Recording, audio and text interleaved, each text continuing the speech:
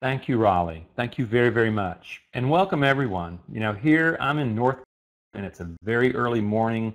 It's a beautiful late fall day. To my friends in Asia and Australia, good day. It's an evening time. And to the people in Europe, it's a great afternoon. What a wonderful world we live in that we can be moving through these many time zones and be in real time.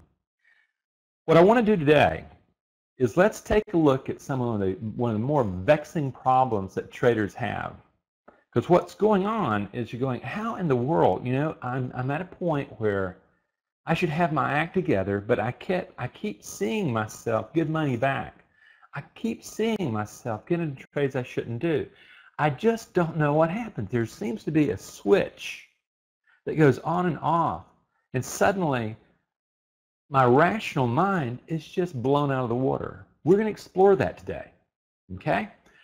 I only have one housekeeping rule, and that's that I will go through my presentation and I'm going to hold questions toward the end.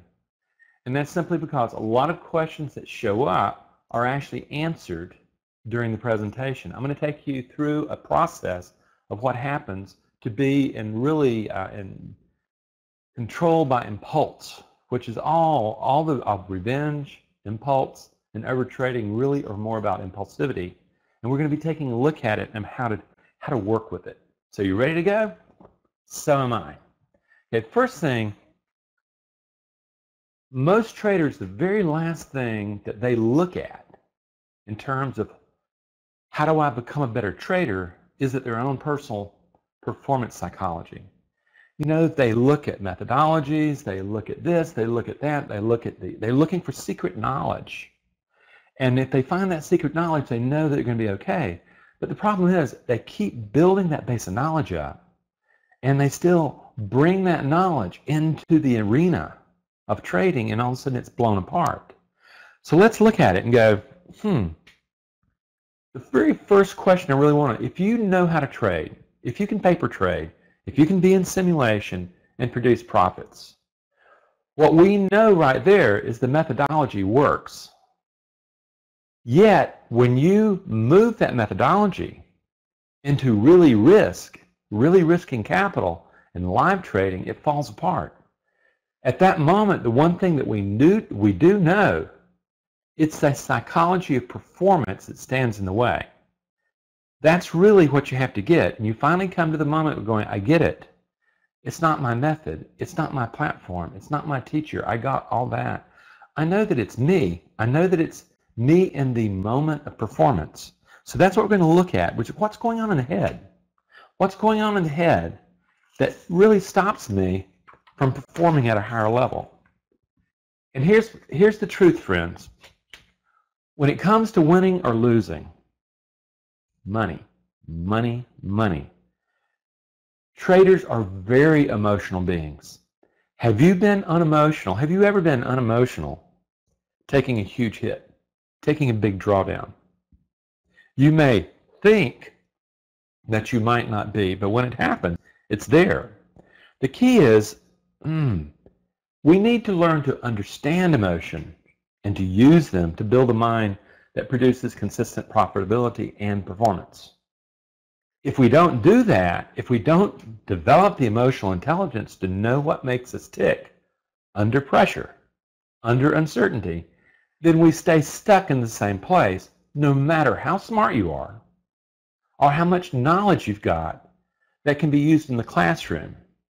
Because unless that IQ and that knowledge can be used under the pressure of the trading environment, it's not effective knowledge. We have to train to the environment to get at it. So we now know that we're emotional beings. And friends, you do not have emotions. They have you. You are biological. If you have biology, and I sure hope you do, what drives the biology to action and to coordination of action is the emotions. Even your very thoughts are colored by the emotional states you're in. Because what you discover is this, that all thinking is emotional state dependent. That's what we know. And that's one of the first keys to impulse. Because what we want to do is, the first thing, let's get rid of the idea that most people have spent a lifetime trying to control emotions by denying or suppressing them. Hey, just leave your emotions at the door. Hey, you're not allowed to have emotions here.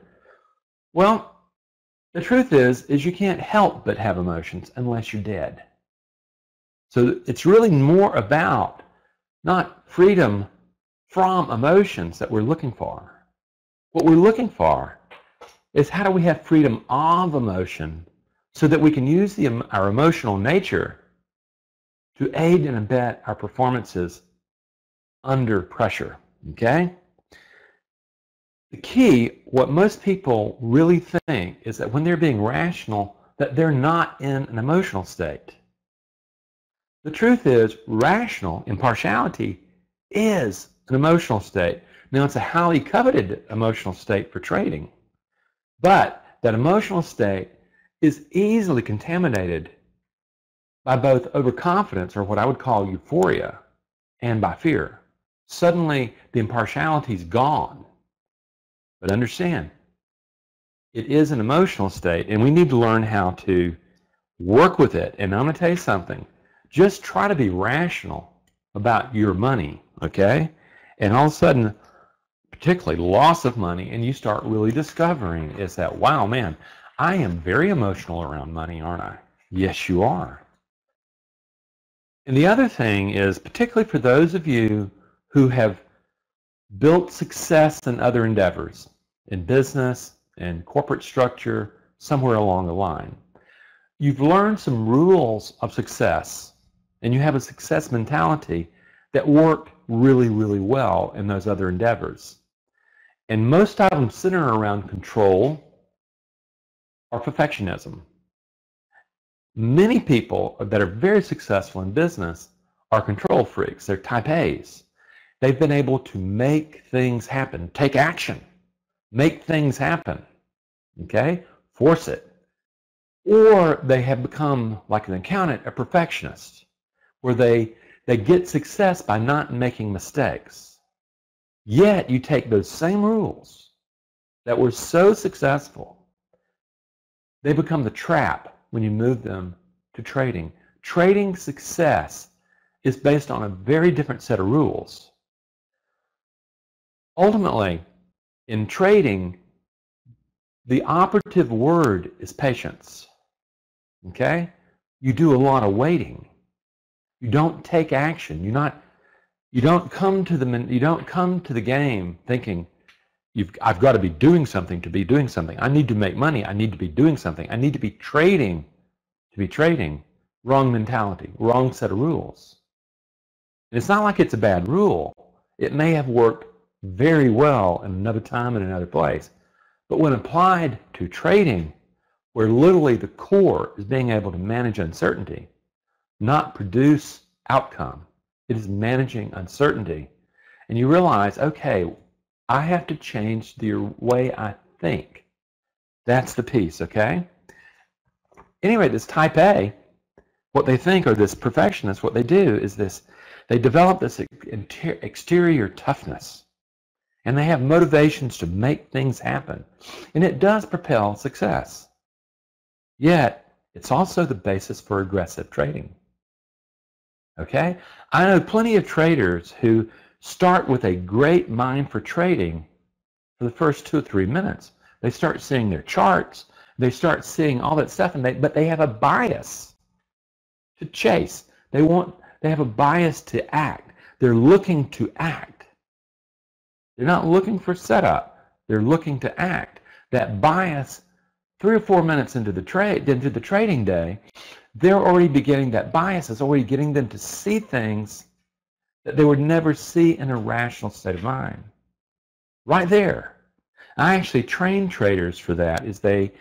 They're trained to start with a particular state of mind that you can call forward in your volitional about, but then they know that they have a bias to act, to chase trades, and they know to look for it now, rather than to go, what happened? There's no sense in being blindsided. What you're doing is you're seeing the beliefs that you brought about success from another area that were successful. You're applying them to trading, and you're discovering they don't work in trading. It requires a different model, a different instruction to be able to act successfully. So this is the basis. And yet at the same time, you know, there we go. And you push harder, you make it, you're going to make it happen, you're going to make it happen. All you're doing is traumatizing the system and producing more and more hypervigilance. The more you try to control the emotions, the pressure builds. And the problem, friends, is this. You don't see pressure as an emotion. When you start experiencing pressure, no matter how subtle, you may say, well, I want that pressure. That makes, you know, I'm getting cranked up. I'm getting ready to go. No, you're not. You're setting yourself up for failure. You're setting yourself up to take action outside of the kind of mind that produces success in trading. When you see that, this is, and understand, this is the fatal flaw. You don't see that you're being dominated by emotional pressure. This is where you have to really start developing emotional intelligence to really get to know yourself in a different way. Otherwise, you're like this poor guy right here, just when the money counts. Like many, many golfers, all the guys at the top level can drive and putt like crazy. However, in the money circle, there's only a few that can drive and putt under pressure, under championship pressure. They have a totally different relationship at that particular moment. They have a totally different organization of mind at that moment, okay? So we're going, wow. What we now know is making mistakes or losing money triggers emotional responses, whether the trader likes it or not. Again, you can't suppress the emotion. The emotion's going to be there. It's really more about how do you respond emotionally to this? How do you work with this? This is literally when you make mistakes, when you lose money, instead of like feeling the shame or the powerlessness, what is it telling you? And ultimately what it's telling you is this, is the belief structure that you're projecting onto the markets is not effective. But are you listening? Or are you just going to double down and even try harder? That's just moving further and further down into a horrible area in trading. So, the thing is, what we said is this, is you do not have emotions. They have you. I want you to take a look at this chart here, this graph. What we're really saying is, you know, the brain of the human over eons of time has seen vipers as a dangerous thing to the point of it being wired as a reactive response when we see one. What's occurring is that when you see danger, when you see something that, when you see uncertainty that has become associated with danger, with loss of money, see the connection? What happens is that the information does in fact come in, say, through that eye. It goes to the emotional brain, but it does not go to the thinking centers of the brain. It hijacks that and immediately reacts to the danger. Now, what does that mean to you as a trader? Okay? I'm going to give you a couple examples. We're going to start with fear. If you have ever had a problem entering trades and you know hesitation, avoidance of threat, you've seen it. You know in a rational mind that that setup meets criterion. It's a valid setup. It needs to be entered. But there you are going, oh my God, maybe I need a drink of water. You know, maybe I need to send an email. You know, maybe I need to busy myself. Maybe, you know, maybe I need more confirmation. What you're doing is you are seeing this exact thing we're talking about, where you're seeing uncertainty labeled as danger by the brain. You've lost before. And what it's doing is it's short-circuiting the movement into the thinking centers of the brain. And you're going into reactivity, avoidance, freezing, running away from that trade. That's how it works. And once you get it, emotions are biological. They're not going to go away. As long as you have a body, you're going to have them. They are embedded in your brain and networks, and they learn. The point is they take over your psychology. Now we're going to look closely at the forms of impulsive trading a little later as we do this and how they happen. But I want you to see this part of the reactivity, because this is the impulse. Okay? What you've got, the impulse, is a wired neurological response to threat, to perceived threat, okay? And your brain, whether or not you like it or not, places uncertainty in the same category as that pit viper or the saber-toothed tiger. The emotional brain is going to see uncertainty, and it is built, it is hardwired to control outcome. No matter how wrong, how crazy it is, what it wants is short-term survival. If it doesn't get it, and if you haven't trained yourself, short-term survival trumps long-term success. That's what a trader has to have, long-term success view, higher cortical knowledge, okay? So you've got it. So now we're going, whoa. So I get it here, Randy, is that really us traders are emotional beings under pressure to perform rationally.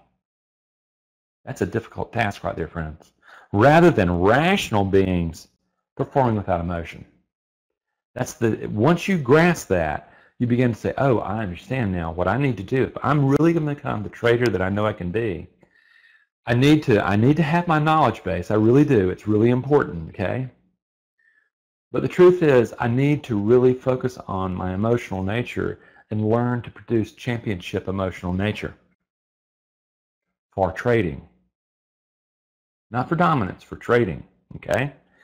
So now, we know they're unavoidable, and we know that developing that emotional state is key to producing the mind that can trade. Because again, it goes back to this. All thinking is emotional state dependent.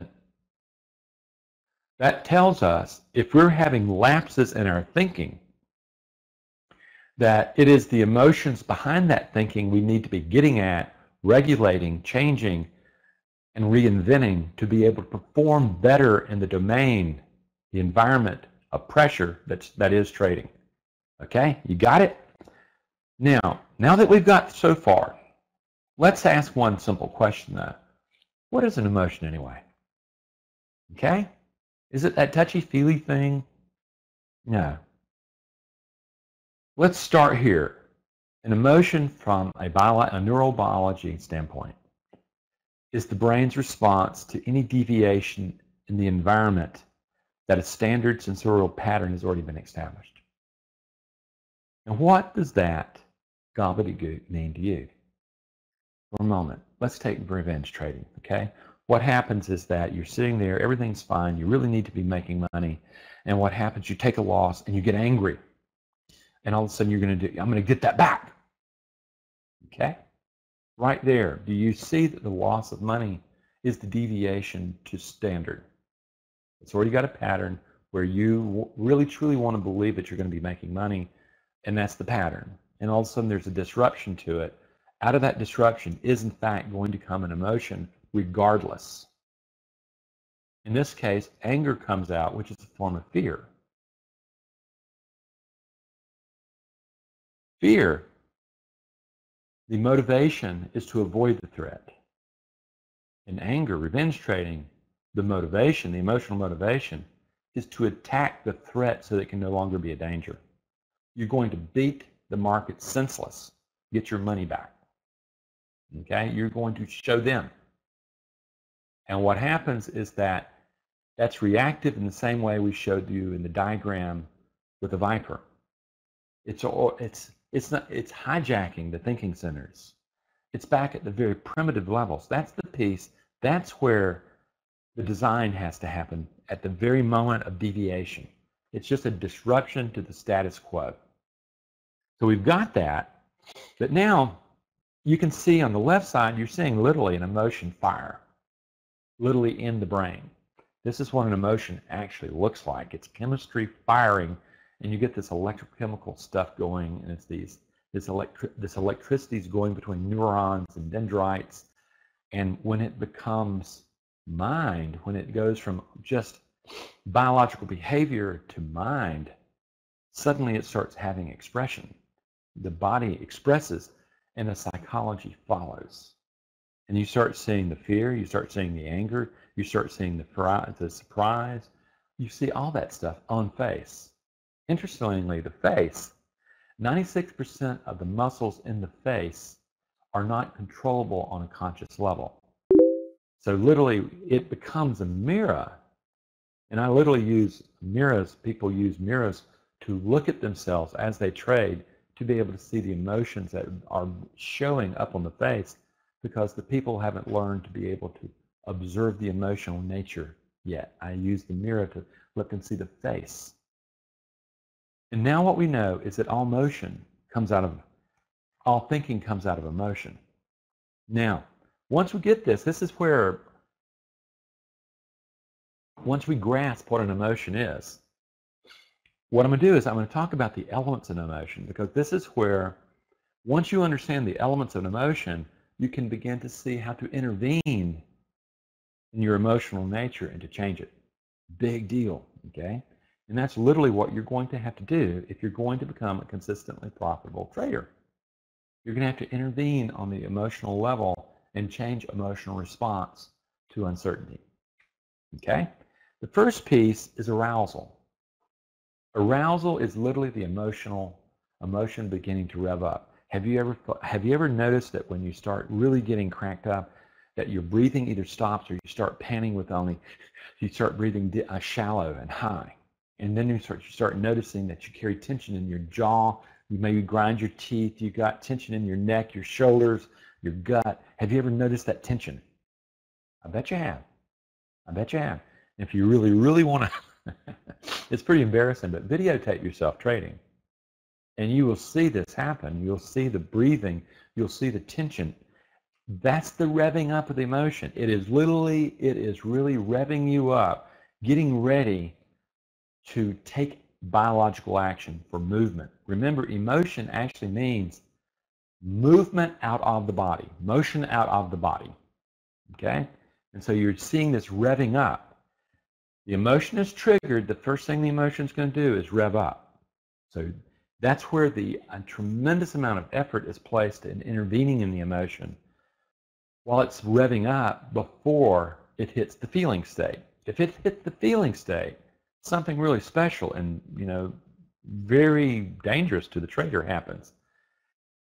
As the emotion revs up, there comes a switch, and suddenly the switch is turned and it's no longer revving up, but the emotion is now flooding into your body and your brain. Okay, and you will have that hit feeling. You will have that sinking feeling. You will have that subjective experience of the emotion. That's the chemistry of the emotion in the body and brain. It's already too late here, friends. This is where, whether or not you like it or not, that emotional state that is just triggered is in fact contaminating the way you think.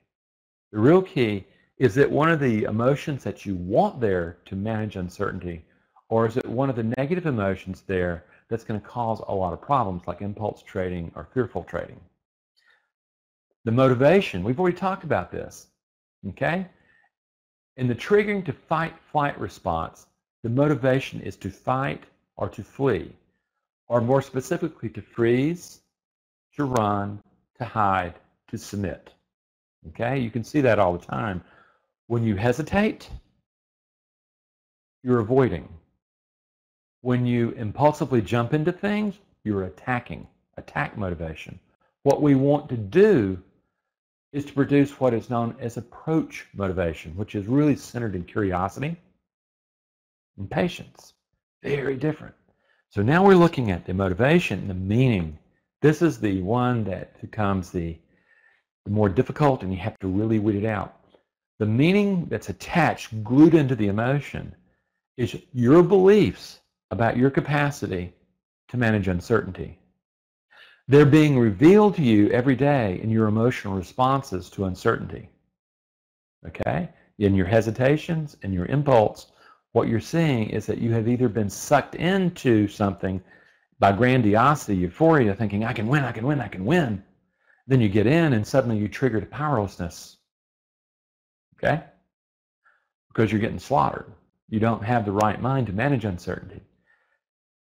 It is at the level of meaning, belief, that we have to dig in and we have to find literally what are the beliefs that we're projecting upon the markets that's causing this lack of performance in the management of uncertainty.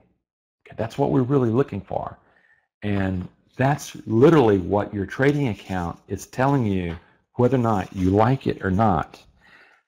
The last one is predisposition. That's the genetic predisposition that you bring into thing. It is something far beyond my capacity, and that's not what I work with. Combined, this is what creates the mind you're acting in, okay? And what's interesting, it's controlled by the emotional brain, okay? The emotional right brain literally makes a decision, okay? It's about, remember that decision is about beliefs that it holds, it has learned about its ability to manage uncertainty or not.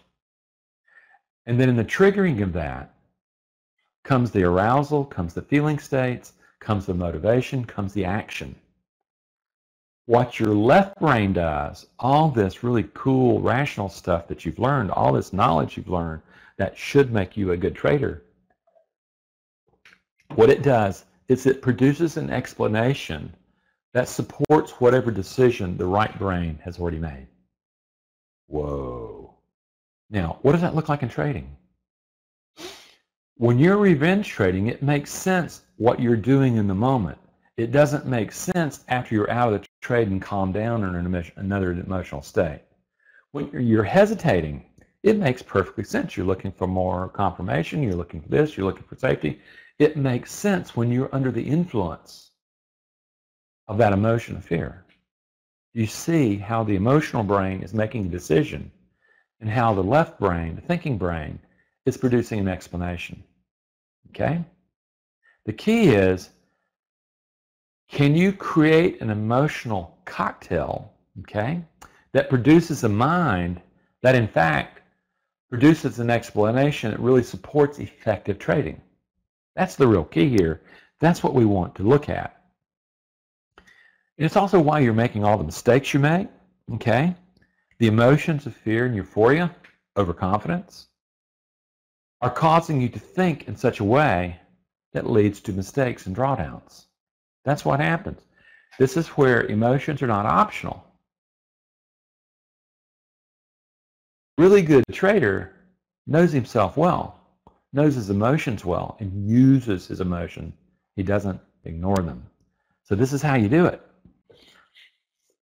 So the point is this: managing your emotions is, in fact, managing your mind. There are plenty of really smart people with substantial trading knowledge who lose money every day in the markets. It's not about IQ, friends. It's about how you use that knowledge, how you use that cognitive intelligence emotionally under pressure.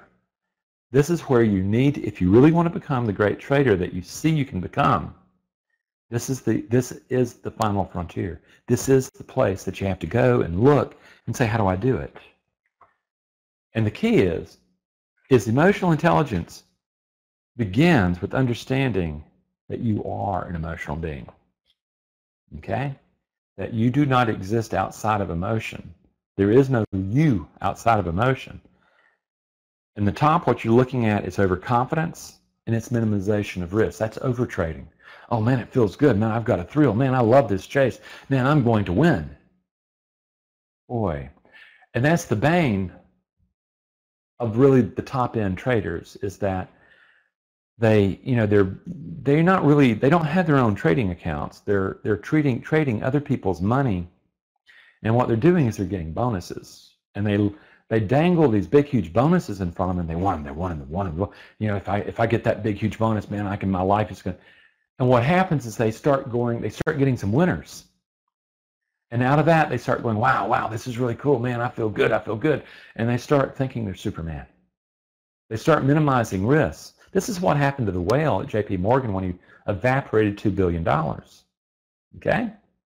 That's the first thing. Otherwise, you can get fear and it's avoidance. You know, it's just like, oh my God, it's happening again. Why is this always happening to me? Or I don't want to hear it. I'm going to deny this. I'm going to deny it. And that keeps you stuck in the performance thing. I can't tell you how many people say, well, Randy, you know, All I need is more knowledge, and I'm going to learn how to do this. And it's kind of like, okay, go for it, man. Just go ahead and you have to prove it to yourself. Or the anger, I'm going to get it back. I'm going to get it back. Okay? An emotion is always going to hijack rational thinking unless the intelligent trader is using rational as part of the concoction of emotion that's producing thinking. That's the key.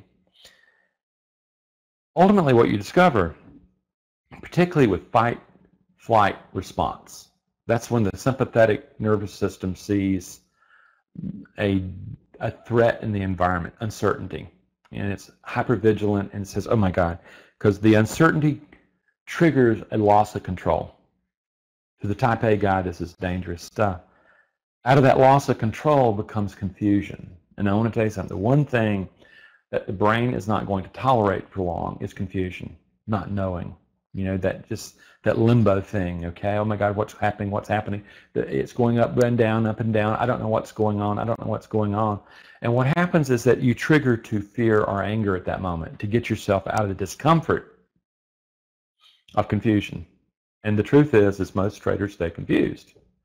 Not confused like don't know what to do, confused like I'm not sure what's going to happen. The only thing that I can control, though, is my performance in this moment. I can't control the markets. Very huge difference. Do you see that difference between controlling the outcome, having to control the outcome, but not being able to do it, not knowing what to do, and knowing what to do is like maintaining calmness to see how this thing plays out. And then the fear and anger feed back into the loop of uncertainty. This is the way it gets. The truth is that the emotional brain can't tell the difference between a biological threat and psychological discomfort. That's what the trader has to train his brain mind to do. You're constantly in trading working in the environment of uncertainty. Constantly.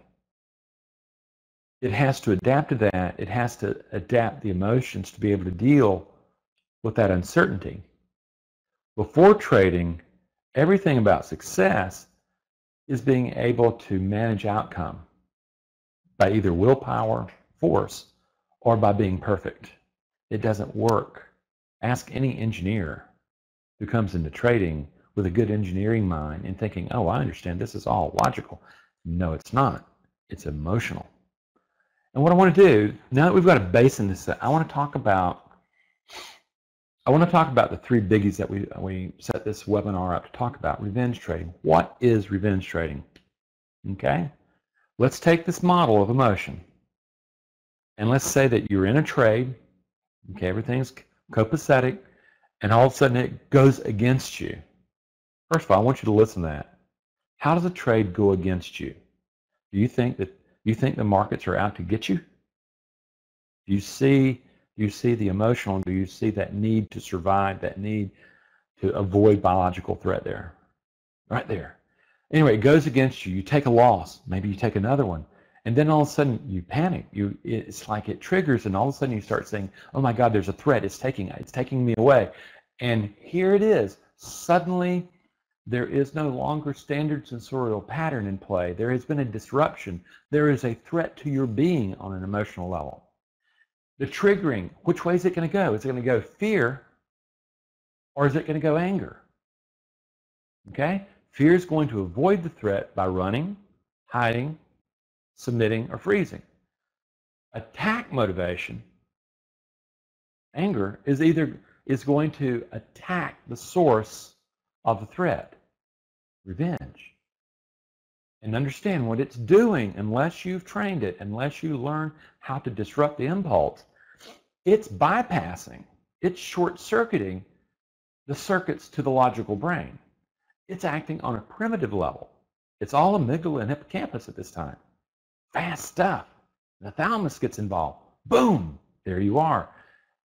And there you are, attacking. And once the attack is over,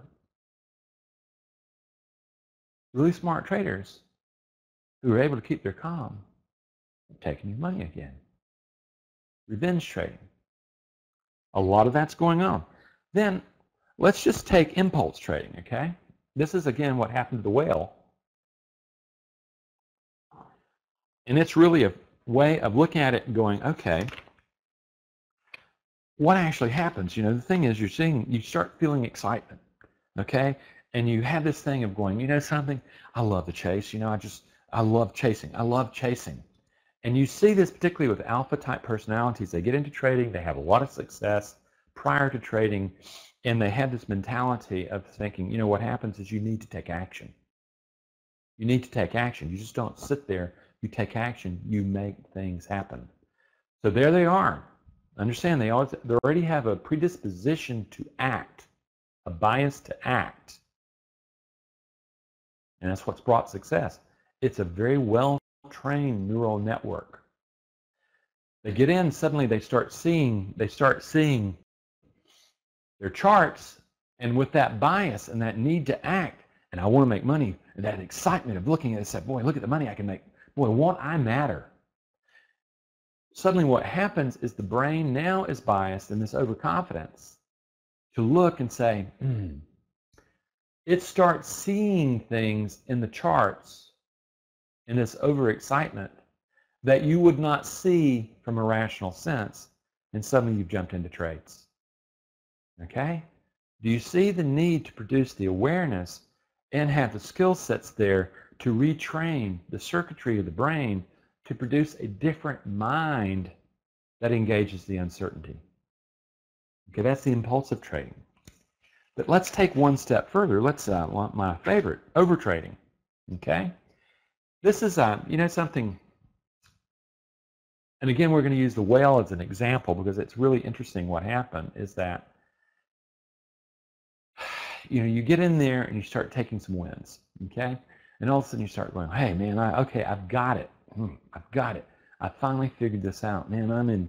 I'm in tune with the markets. Yeah. I'm in attunement with the markets. And all of a sudden what happens, you start feeling, you don't notice it. This is the danger. You don't notice the euphoria creeping in. You don't notice the testosterone and dopamine creeping in. What testosterone does is it changes your relationship to risk. By the way, this is why females can become much better traders than men. They don't have to deal with this stuff. They've got some estrogen problems, okay? They're sitting there and going, okay, I can do this, I can do this, I can make things happen. I've kind of got it, I've got my hands hot. And all of a sudden you realize that you're in euphoria now.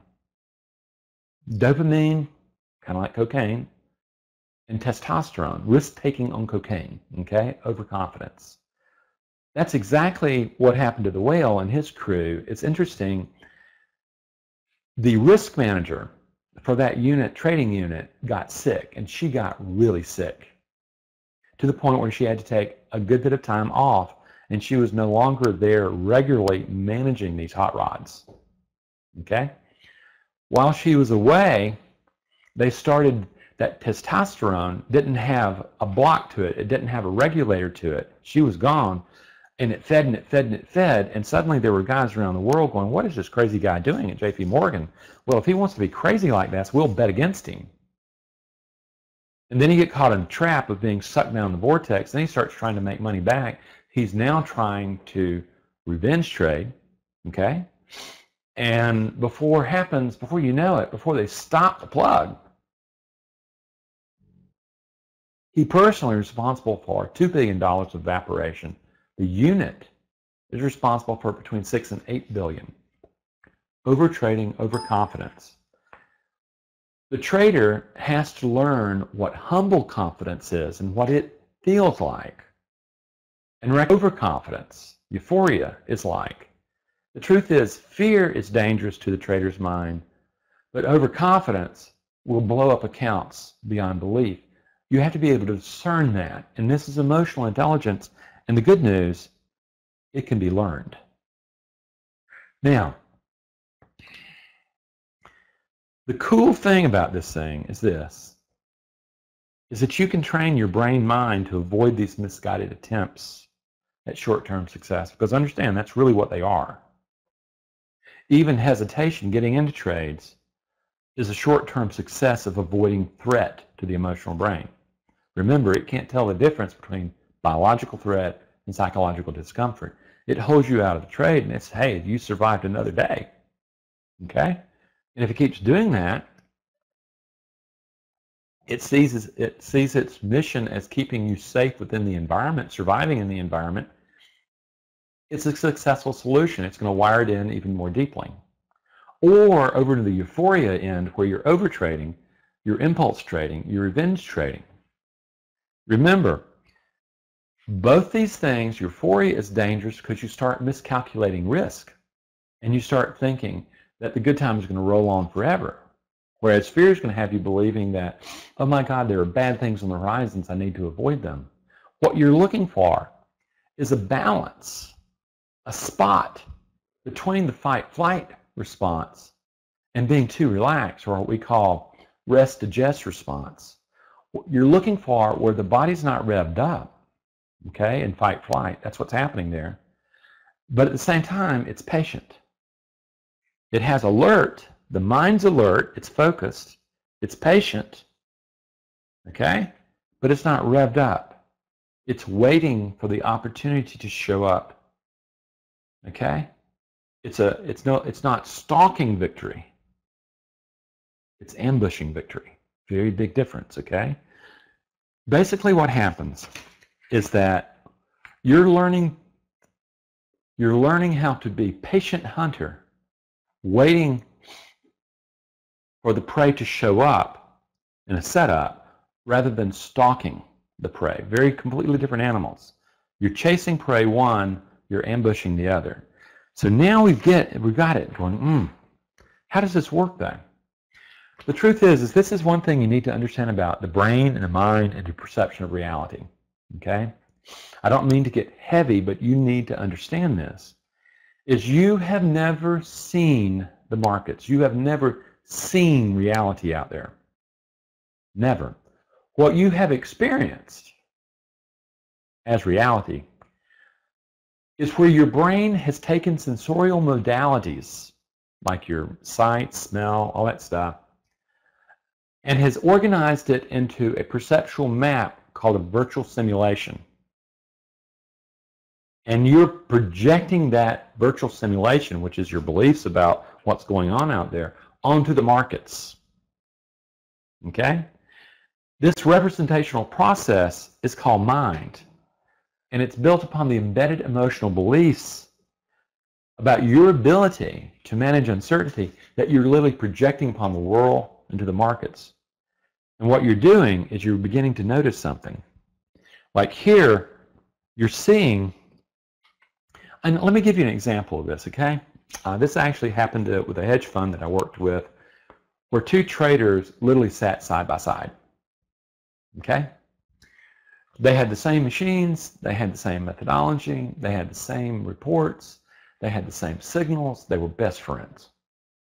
One was the one that was getting the bonuses all the time. We was really just, you know, he was the cleanup spot guy. He was the franchise player. The other did well enough to stay around, but he definitely was not a franchise player. At one time, that franchise player was not nearly as good a trader as he was being. He had a problem with grandiosity. He worked with me for a good long time, and he came to the moment where he could discern confidence from overconfidence. And ultimately, he did not see the markets as a bad place that was going to take his money. He saw it as opportunity based on probability. And he learned how to be able to truly sit with the possibility and have it come to him, and he made money. The other guy, very differently, he actually traded not to lose. And he, by the way, he came by it very honestly. He grew up in a family where there was financial disaster, and he actually chose to go live with his father who produced the financial disaster so that they could control him having another disaster. And he ultimately became a CPA and a controller in a company, and you can begin to see loss abatement was just perfect for him. When he got into trading, man, he was a smart guy. But he was always looking through the eyes of not losing. So ultimately what you begin to see is that his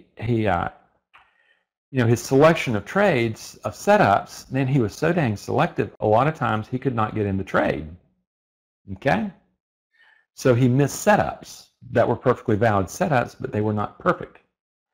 He also got out of trades early because he was looking at it going, well, you know something, I'm in the black here, man. I'm making money on this thing. Let me take the money out now before something happens, before I lose it. You can see how the brain had learned in the environment growing up to have this scarcity thinking about what can be taken away from you and to guard against losses, potential losses. But in doing that, the brain then created the mind also really absolutely roadblocked his potential of becoming a great trader. He didn't let those trades ride when he would look at them and he would say, oh my God, they're hitting my targets. And through their calculations, what he discovered is that he was leaving an enormous amount of money on the table. He was even leaving money on the table from not entering trades that were perfectly valid trades. Now, that's what I mean, okay? This is the thing, the two different perceptual maps, two different virtual simulations based on two different belief systems being projected onto the reality of the markets, whatever that is. The difference is this.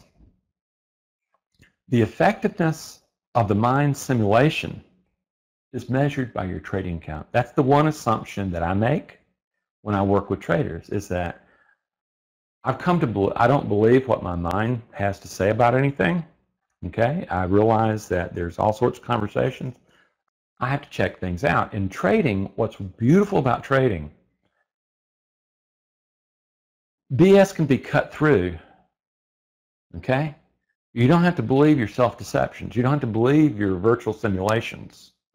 What you can do is you can look at your trading account or your P&L statement, and you can see that can be how you assess the effectiveness of your virtual simulations of the beliefs you're projecting on the markets. If you have a good simulation, you're going to see growth. Okay? If it's not so effective, you're going to see stagnancy in your account. If you have an ineffective belief system, your trading account is going to be shrinking. It's going to be taking drawdowns consistently. You get past all the thinking, all the explanations, and you say, oh, okay, I get it. It's the virtual simulation I'm projecting onto the markets. I'm using the trading account as the only judge about its effectiveness. And it's going to help me drill down to see what's wrong. You're no longer avoiding it. You're going, oh, okay, I need to look at this. It's helping me to reveal the gap in my performance. Okay? Now you're talking. If you begin to see that your trading account, whether or not you like it or not, is actually your friend. Now, from there, how do you go about changing? Once you see, okay, I can see in my trading account, I can see there's something wrong with the head that I'm bringing. I take that back. There's nothing wrong with the head you're bringing to trading. It's just not an effective head in performing in trading.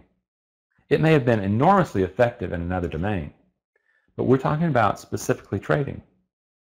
So the first thing, you have to get to the point where you can manage these negative emotional states happening and hijacking of the mind. You have to be able to disrupt them.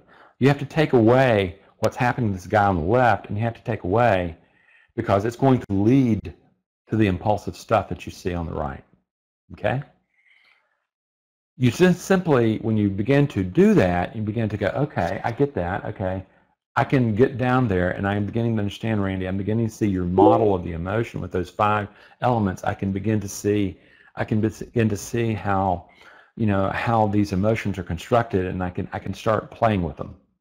Okay? The first thing that you're going to need to do then is you're going to have to learn to produce emotional regulation. You're going to have to be able to calm the heated emotion down, or you're always going to be sucked down into the vortex. And fortunately, Emotional regulation, when you begin to understand an emotion has a biological signature. Remember, emotions are biological. They take over psychology. The breath signature, the way you breathe, if you're fearful, if you're angry, your breath is totally in the top third of the lung, if at all. You're either holding your breath or you're breathing at the very top end. And what you're doing is you're cutting off oxygen supply to the brain because you don't need that brain thinking. You're about to react. What you're doing is you're compromising that, okay? And you're also telling the body to rev up for action. You're taking away blood supply and emphasis on the thinking brain, which you so desperately need, okay?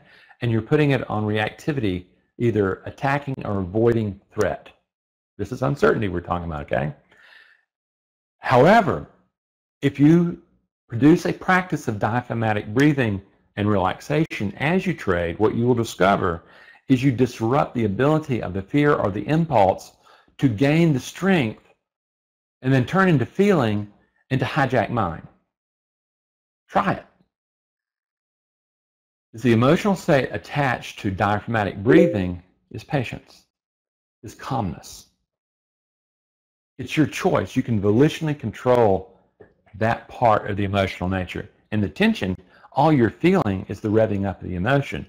You can, again, volitionally alter that. And what you do, and this is what Herbert Minson proved in the 80s with his relaxation response. And all he was doing is he was taking Hindu yogas, and they were saying, we can control blood pressure, we can do a lot of things. And Western science says, no, you can't. And the cardiologist that he was, he put him in a laboratory, and darned if they couldn't do it.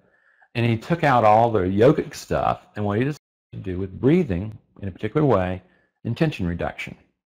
That's how he produced relaxation response. That's something you've got to learn to do, okay? The key, though, that's never enough. What it's doing is it's calming the excitatory process of the emotion down. It's not changing the belief structure. But what I want you to do, let's prove this thing, okay? Let's, what I want you to do, wherever you're sitting, and I'm assuming you're sitting, what I want you to do is just take a moment and notice your body, where you're holding tension, and I want you to notice the way you breathe. Now, if you're a typical American, and we have a lot of people from different parts of the world, but what I've discovered, if you're a typical human being, okay, is what you will discover is that you're not using your abdominal muscles to breathe at all. You're already setting yourself up for emotional hijackings, okay, right from the beginning. Now what I want you to do is to imagine one of your worst nightmares in trading, the one that keeps reoccurring, the revenging, the overtrading, stuff like that.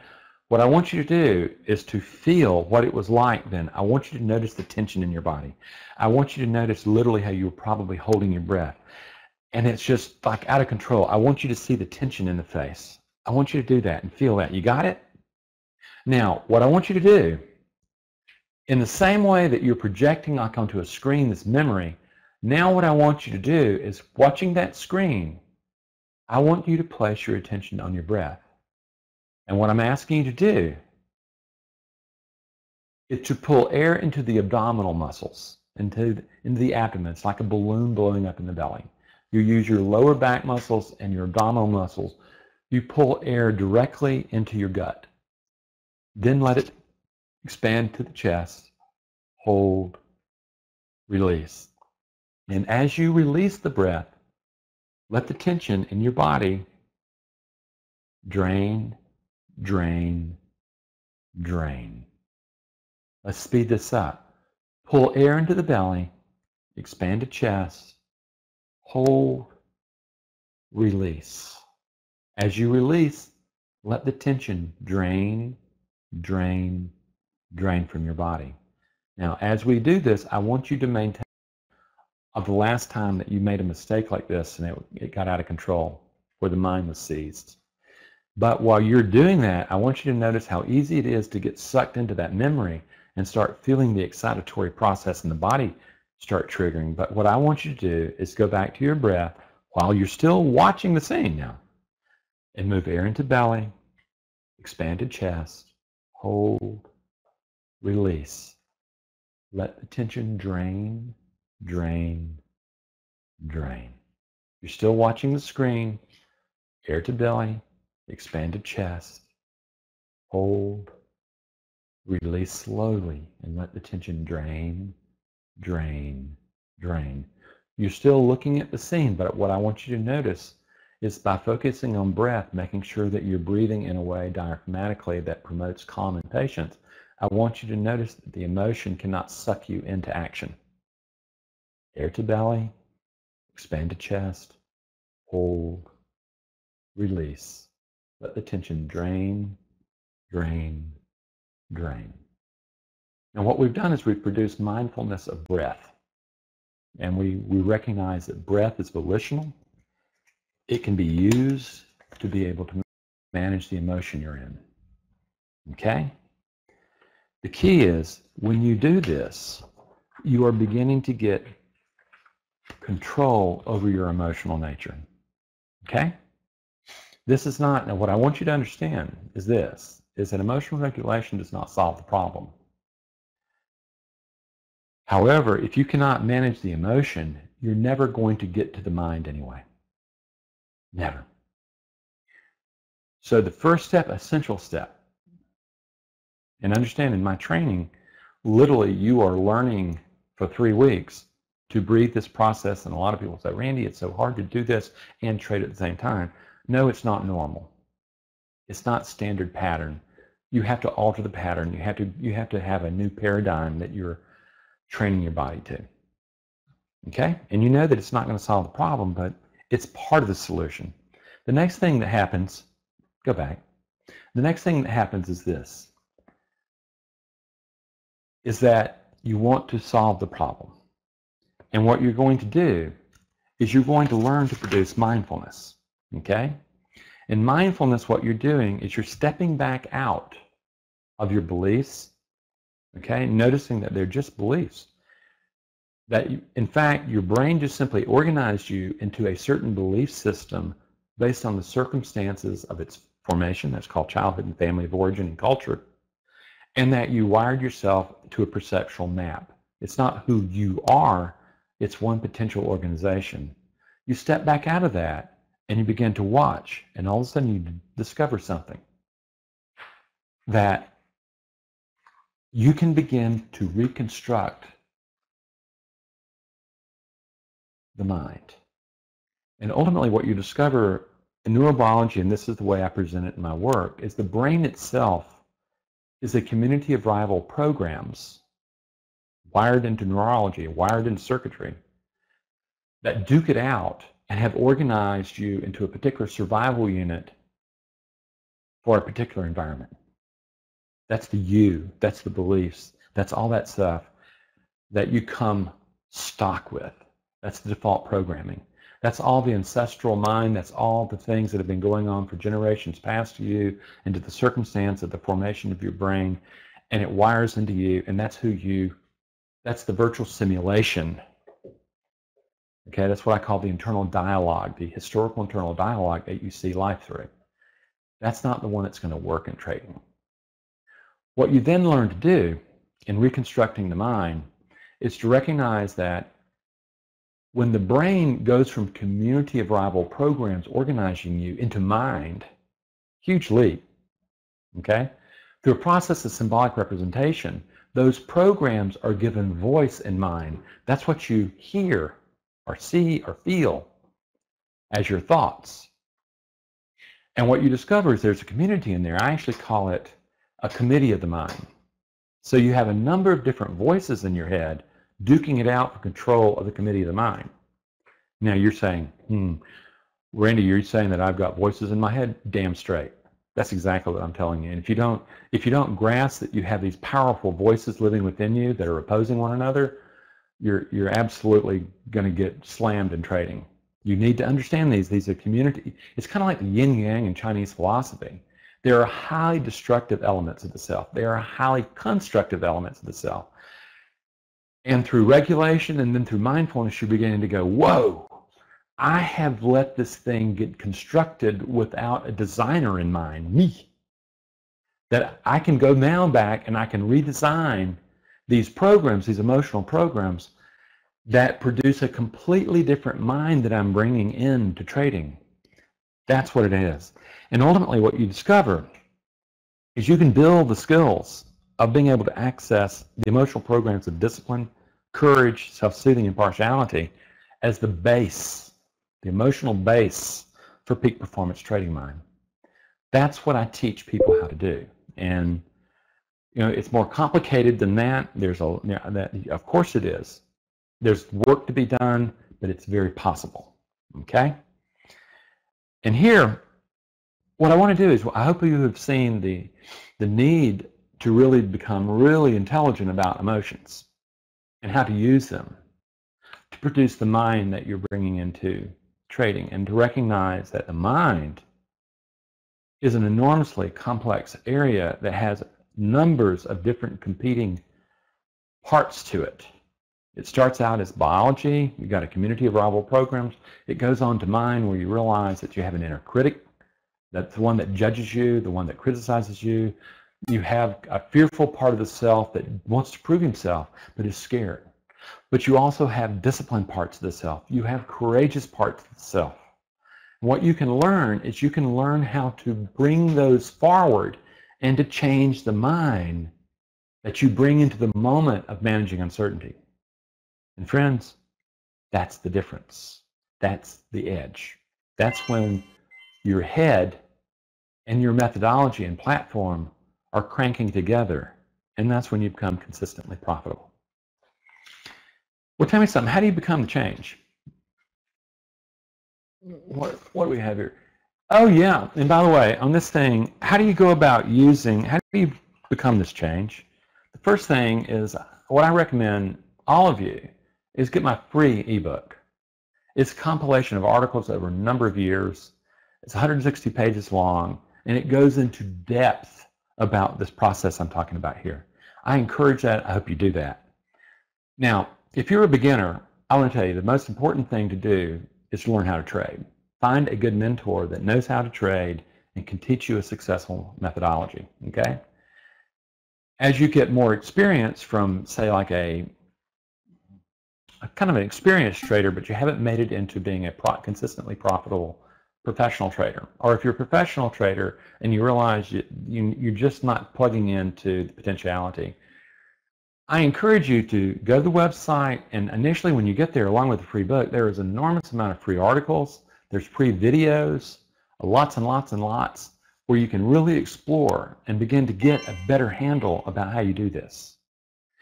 But when you do that, you also discover is that when you've been trading and you can produce pay for profits, you can be successful. We have two courses, both of the group course and individual course, that take this stuff and train. They're different from one another, okay? One is a group that lasts for 2 months, and it's a great course, and it teaches the basics. Yeah, 2.5 months. The other is an individual course that is more comprehensive, more personalized. And the key is, in the same way that I encourage people to seek a mentor in learning how to trade, I've known very few people that have been able to simply teach themselves by themselves how to trade. They're there, they do that. Most people require finding a successful trader who can teach also, and they see literally how this guy, you get these guys been around 10, 15, 20 years, and they're consistently profitable over a number of years. You get it, they've figured it out. They're just not talking the talk, they're walking the walk, and they're teaching. Learn their system, learn how they do that before you start developing your own. And then when you start getting into the head game, where literally you're realizing that, okay, I know how to trade, now I need to learn how to get my head right to trade under pressure. That's when I want you to explore with us, okay? And if you really want to know, if you're very serious, ask for a free consult from me. The thing is, we do it all the time. It's just simply part of our outreach program, and it's for traders who are really thinking, how do I get my head together? How do I put this together to be able to move to the next level? So, but it starts with a free book, okay? Do you have any questions, friends? I have really enjoyed myself, and for those of you late at night over there in Asia and Australia, thank you for being here. In Europe, what a great way to end a day. And here in the United States, what a great way to start a day, okay? Are there any questions? Okay, here we have from Bobby. But the point is that all your courses are not live. No, that's not it at all. My group course is very live. There are 5 live sessions. There's a virtual classroom that you're going to be learning. It's kind of like a classroom. And then there's 5 live sessions. My individual, as a group, my individual course literally is you're meeting with me 10 times over 3 or 4 months. And we're meeting by Skype. We're face-to-face no matter where you are in the world. And yeah, there's a college level multimedia course that's being downloaded by you that you're studying and stuff like that. But no. We have personal contact. That's one of the things that you can take a self-study under me, but I certainly don't advise it. The group course and the individual course, I believe in mentorship, and so the point is in both cases. You're going through a course with a lot of didactic training going on, but you're also having, you're with me also. Just in the group course and the individual course, just to varying degrees. But no, it comes along with me. Here's from TJ. How does this relate to Zen? Very interesting is that I am a practitioner of Zen meditation. So what I will say is this, is that in the same way, in 2 ways. First, I am teaching the observer of the self as the way, or being witness to thought, rather than being the thought. That's the first thing, is that you learn literally to back out of thought and to recognize that that's just thought, okay? I also hold that in Zen, and particularly in Zen, is that when you hear a Zen koan like the sound of one hand clapping, it is designed to confuse brain, confuse mind, and allow you to get to a moment of unknowing, of uncreation, where, when you hear clapping, what you're hearing is all of a sudden it's become an association, you've made a distinction, and it becomes like a standard black and white reality. But with one hand clapping, what you're doing is you're recognizing the moment of uncreation is there. It's very powerful, and I don't mean to go off on an academic thing. That's a powerful thing, is to recognize that we're constantly bringing forth a world based on our beliefs. And Zen, you're getting to that moment of uncreation where you're actually having an opportunity to be part designer of the world you're bringing forth. What I will also say is this, is that in Zen meditation, I turn it on its head, is that in Zen, what you're learning to do is see thoughts arise, have a life, and then go back into the nothingness, into the void, and recognizing you're not that. I'm actually taking a more Western approach and saying, no, we want to recognize those thoughts arising coming out of these emotional programs. These are where your beliefs are being revealed to you. And we need to know those. So I'm actually drilling down and saying, no, we're not going to ignore them. We're just not going to pretend they're not there. Oh, that nuisance thought. No, we're going to go, where does that come from? And we're going to do something about it. We're going to change the nature of the organization of the self that are producing thoughts arising in mind. That would be the difference there, but good point. Okay, another question. This is from Ray. The courses are quite expensive. Is there anything you could recommend as a very simplified version to regularly practice that would help towards getting the trader state of mind? Well, I'll tell you something. First of all, I disagree with you that they're expensive, okay? Other trader psychologists, my individual course is what their self-study is. My, at slightly under $1,200, most people find that the group course is really approachable. And it's also built into 5 payments. So the thing is, we're trying to make it affordable. If you look at it that way, I know what people, this is what happens all the time. They get my book, Mindful Trading, and they get the workbook that's associated with it, And then they get the guided meditations on emotional regulation and mindfulness. And they work them together, and they've read the book, and they realize that, oh, these are archetypal energies. I can get in touch with them. And I hear from people all the time where it's changed their life. Okay? So, you know, people who are very, very smart and very clever and do-it-yourselfers will follow a route where they study my website like crazy. You know, they start with that free ebook, and then they get the free articles, the free videos, and they move forward, and they haven't spent much money at all. But they have to, they have to work at it, and they have to move from what I call the fundamental skills, and that's the emotional regulation, the mindfulness, into the applied skills of where you're actually recognizing that, okay, I'm giving you a structure of an understanding of the mind that allows you to start tweaking and reconstructing the beliefs that mind holds. I see people do it all the time. I have a portfolio manager out of Tokyo that says, Randy, thank you very much. You've really improved my ability to manage these assets enormously.